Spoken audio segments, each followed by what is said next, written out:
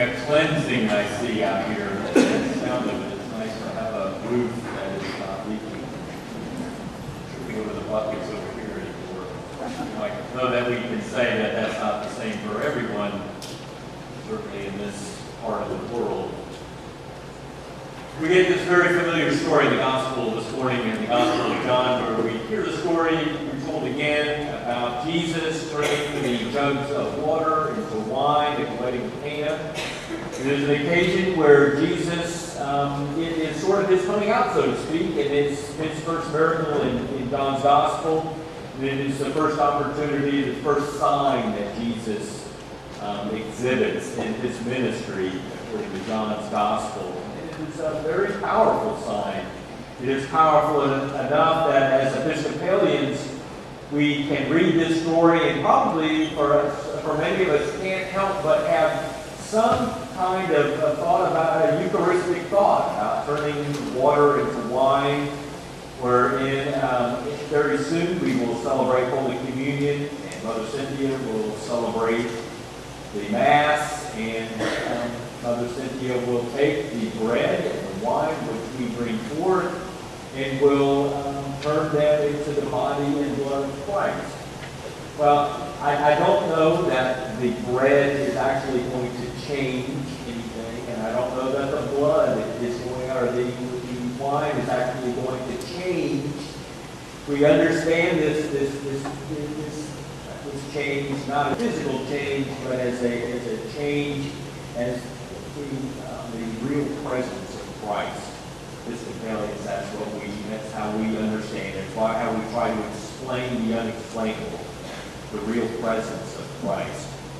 I do know that when I celebrate Holy Communion, that when I am consecrating the bread and the wine, I recognize and feel that something is changing. Something has changed.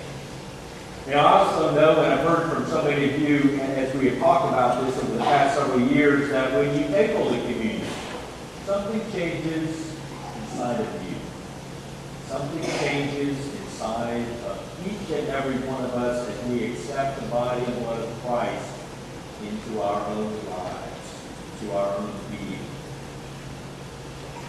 This past week, we're looking at the news and seeing the reports that are coming back, and frankly listening to the stories of our very own parishioners who have families down in Haiti. We cannot help but be changed. I hope that the change that we experience is just like the water that has been changed and turned into wine in our gospel reading. It does not change back. Jesus takes this water, turns it into wine, and stays wine.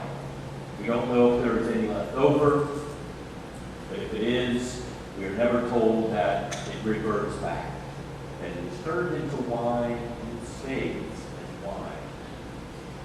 I hope that this opportunity that we are presented before us, this opportunity for us to reach out to our neighbors, to our friends and our family members, our fellow parishioners, our fellow Episcopalians, gives us the opportunity to make a change that we never go back on, that we enter into a community that we never abandon, that we never treat as second class.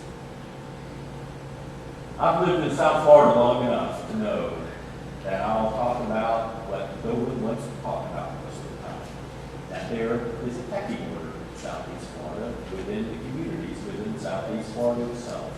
There is a pecking order between Anglos and Cubans and Jamaicans and other island people and Haitians. And I believe that we have not treated our Haitian brothers and sisters with the respect that they are due.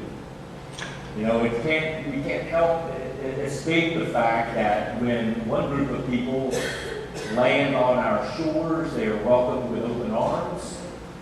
And then when another group of people land on our shores, they are put in prison. It's called a detention center, but it's a prison. I've been there. And then they're sent home. And it's not fair. It's not right. It's not Christian. And I hope that this change will take place within us, within our entire community, that we can see one another differently, that we can continue to treat one another Because as you'll see, it is not about they and us. It's about us. Haiti is not them. Haiti is us. We have patience in this church. We have people in this church, almost every single person that is in this church knows someone from Haiti, has a friend or a relative in Haiti, or knows someone who has a friend or a relative in Haiti who is still down there, trapped. We have parishioners that are sitting in this parish in these seats right now who have family members who cannot get their family members out of Haiti. That are living, and as I say this as the rain is coming down, that are living in open fields, eating from the trees that they can follow, the fruit that they can follow, and trying to get what little water they can. These are our parishioners. It's not they, it's us. And I'm hoping that we'll be able to make a response.